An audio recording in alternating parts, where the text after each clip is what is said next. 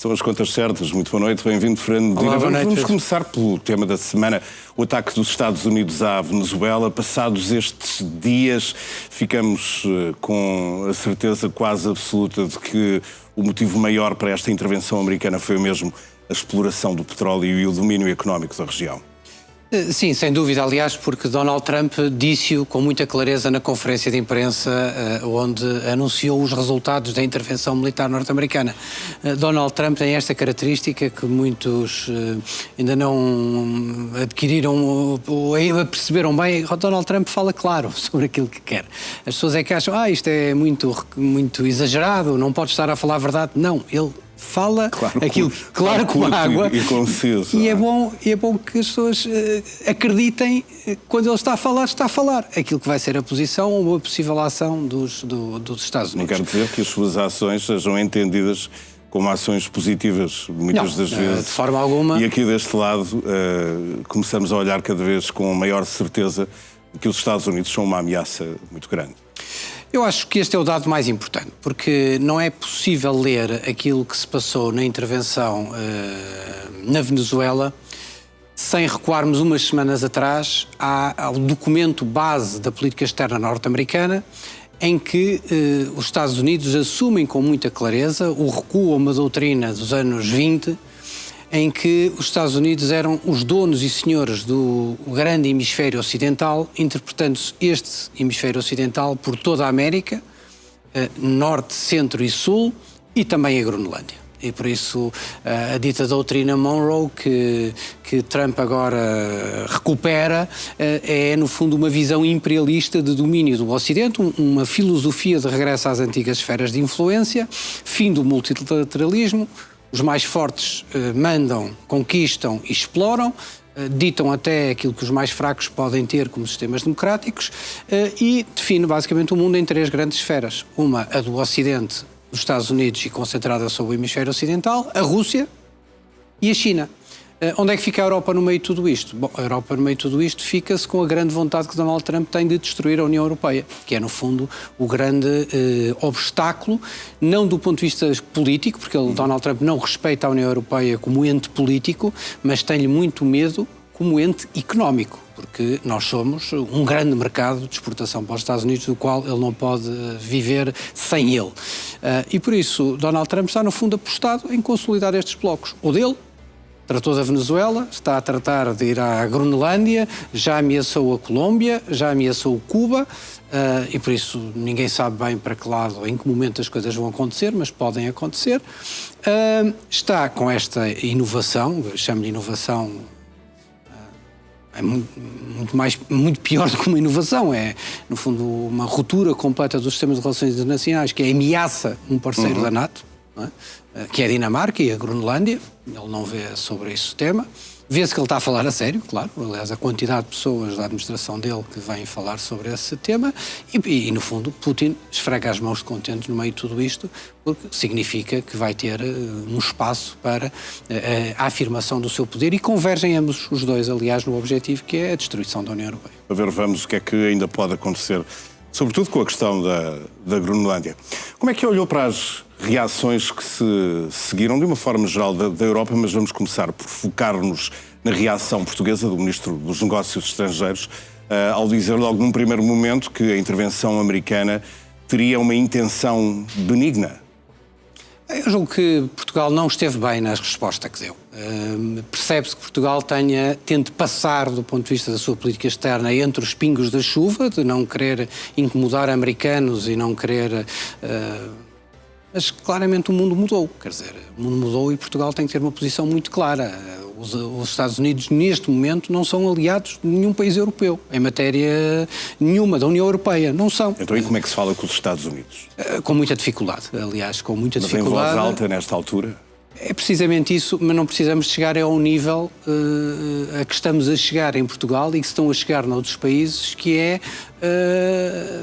quase fingir, ou fingindo mesmo que nada está a acontecer na política americana. É óbvio que a intervenção, o facto mais relevante sobre a intervenção na Venezuela, apesar de, aliás, da União Europeia não reconhecer Nicolás Maduro como presidente da Venezuela, de ser um regime ditatorial, de ser um regime de opressão que forçou a imigração de milhões de concidadãos da Venezuela, que tem uma economia em ruínas, apesar de tudo isso, quando países, nomeadamente como Portugal, são países pequenos e médios, quando países como os países europeus aceitam que se rompa o princípio da ordem internacional e o princípio da autodeterminação e da integridade territorial dos países, obviamente que isto sobra, fora disto, se aceita que isto se rompe, sobra a lei do mais forte. Bom, e a lei do mais forte, há três que são muito mais fortes do que os outros, que é naturalmente os Estados Unidos, a Rússia e a China, até pelas capacidades nucleares que têm. Naturalmente que Portugal, a parte de Espanha e Itália, são os três países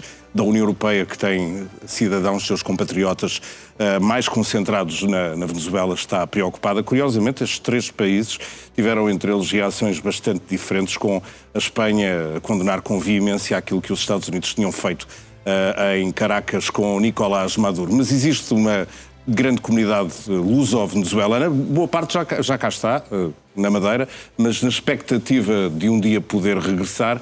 Mas, na realidade, saiu Nicolás Maduro, mas ficou a número 2 do regime, o que significa que nada mudou. Consegue perceber exatamente aquilo que está a acontecer na Venezuela?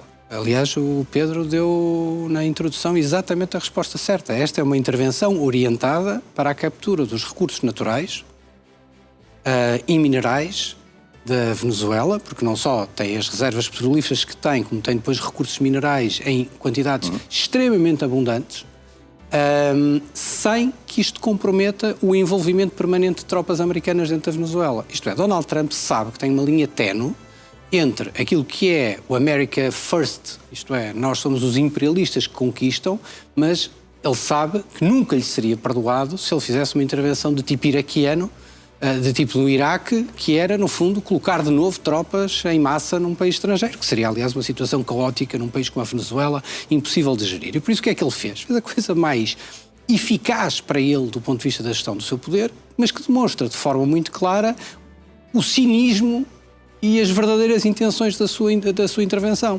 Porque ele não está interessado em nenhuma mudança de regime.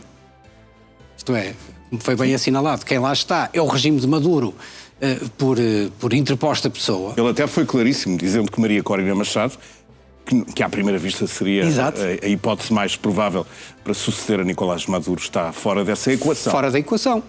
Disse também, quando questionado sobre se iria haver eleições, não ia haver eleições. Porquê é que tinha que haver eleições? Porque Donald Trump não faz esta intervenção a dizer que é preciso mudar o regime porque é um regime ditatorial ou por uma intervenção por algum sentido de elevado do Estado. Ele fala e assume que ele está ali na captura dos recursos naturais. E para a captura dos recursos naturais, o que é que ele precisa? Precisa ter um governo fantoche, um governo que ele domine.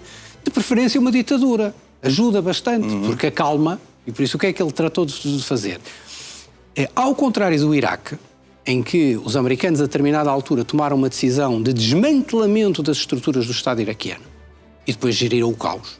Aqui não, os Estados Unidos fazem uma intervenção cirúrgica em que mantêm intacta a estrutura do poder de Nicolás Maduro, mantêm intacta a estrutura dos militares e da administração interna, trocam no fundo a cabeça por alguém que no fundo comanda as forças militares e as forças de segurança, para que de certa forma o regime se mantenha, a capacidade de repressão do regime e de manutenção do regime se mantenha, enquanto se dá uma operação de mudança em 180 graus na orientação relativamente, nomeadamente, aos produtos energéticos, que é a utilização do petróleo. É evidente que depois se tenha ouvido e dizer assim, bom, mas recuperar as reservas da Venezuela vai demorar muitos anos, custa muito dinheiro, a indústria americana não quer. Mas isso também, Trump também já o assumiu, quer dizer, isso, o dinheiro público americano também servirá para a reconstrução da infraestrutura petrolífera, para que aí sim as empresas norte-americanas tenham taxas de rentabilidade adequadas para poderem explorar o petróleo. Que a Venezuela só tenha a capacidade para produzir cerca de 1 milhão de barris por dia, é sempre 1 milhão de barris por dia, e isso conta, não? Sim, e eu acho que há muitas pessoas que estão perplexas com a forma como isto está a acontecer, não é? De facto, é preciso remontarmos aos anos 70 para vermos na política externa norte-americana ações que se destinavam, nomeadamente em países da América Latina, a mudanças de regime para substituição de regimes de pendores mais à esquerda ou até mais identitários nacionalistas por regimes marioneta dos norte-americanos. É preciso recuarmos a Nixon e a Kissinger para revivermos toda essa doutrina. Mas mesmo nesse tempo, e por isso tudo o que se passou depois foi uma viragem muito diferente e um modo muito diferente de atuar dos norte-americanos. Diferente de atuar, vamos ser mais precisos. O que Trump acrescenta àquilo que se fazia nos anos 70 é que ele acrescenta em que torna claro de que isto é uma operação sobre os recursos. E custa-nos a acreditar que ele seja tão franco. Ele está a assumir que vai lá roubar o petróleo venezuelano. Sim, está, e dilo de forma clara. Temos direito a ele, é nosso. E aqueles barcos que estão aqui a passar, já agora vamos capturá-los também, porque também já tem algum que dá para ajudar a pagar as contas. E as pessoas ficam perplexas, mas a verdade é que isto está mesmo a acontecer à frente dos nossos olhos. Isto está a acontecer na América Latina, vai acontecer na Groenlândia. E quando acontecer na Groenlândia, é o grande ponto de interrogação. Irá mesmo acontecer, que não há outra solução. Estou convicto na medida em que isto chegou a um ponto, do ponto de vista de desenvolvimento da posição norte-americana, que já não vejo capacidade de recuo, possibilidade de recuo nessas matérias. É o fim da NATO. Na minha opinião vai ser. Eu acho que o fim da NATO já ocorreu, no sentido em que a NATO é uma instituição que precisa da confiança. Não há ninguém no seu bom juízo que considere neste momento que possa confiar, ninguém na Europa que possa confiar a sua defesa à confiança de que Donald Trump venha aqui intervir, utilizar meios e vidas de norte-americanos e meios norte-americanos para proteger algum país de quem? Dos russos? Então, mas ele está entendido com Putin. Eles, aliás, concordam no fundamental. Os europeus estão mesmo numa encruzilhada. Encruzilhada muito difícil. O que é que vamos fazer se hoje para amanhã, sabemos como, mas entrarem tropas americanas na Groenlândia, por exemplo? Eu acho que não vamos fazer nada. Acho que ninguém vai fazer nada. Acho que a própria Dinamarca não vai fazer nada do ponto de vista da ação militar. Não há capacidade sequer para isso. Acho que vai do ponto de vista político e sim, vai ser um elemento de ruptura inevitável do ponto de vista dos alinhamentos. Não sei qual é a forma que vão seguir, mas vai ser... A Europa está num dilema que é o seguinte. Uma parte da Europa não quer aceitar o que está a acontecer. Não quer aceitar esta realidade.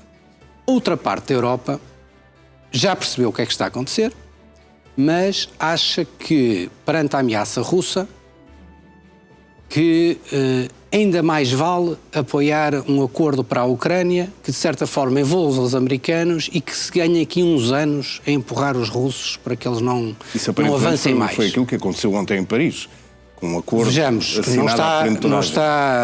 Vejamos. Eu, aliás, tenho seríssimas dúvidas com qualquer acordo que implique a confirmação de qualquer americano. Primeiro, é preciso os russos também aceitarem e depois que os americanos o cumpram em qualquer coisa que signifique eficácia da ação das Forças Armadas Americanas na defesa do território europeu. Tenho as maiores das dúvidas que que haja alguma eficácia sobre isso e que Putin se preocupe com isso. Porque sabe, já conhece Trump suficientemente bem para saber que lhe deram uma passadeira para avançar e Trump mentiu já o número de vezes suficientes a toda a gente para que se tenha razão para desconfiar de tudo o que ele diz, desses compromissos assumidos. Mas por isso, voltando à Europa, a posição da Europa é, há uns que ainda estão em negação, que acham que estão no mundo antigo, há outros que acham que já percebem que estão no mundo novo, mas que neste mundo novo há aqui um problema de tempo. Isto é, nós não temos ainda uma capacidade suficiente de autodefesa relativamente à Rússia e, por isso, mais vale ainda apostarmos aqui em manter um acordo com os americanos a ver se eles nos apoiam. Depois há ao lado aqueles que estão mesmo conscientes, e os que estão mesmo conscientes é bom que se mantenha e que se difunda esta consciência para todos os cidadãos, porque a União Europeia vai estar confrontada rapidamente com duas hipóteses. Ou avança num movimento de maior integração e de maior consolidação, nomeadamente na sua parte da defesa, ou então arrisca sair com a NATO. Vai ser um ano difícil. Bom ano para si.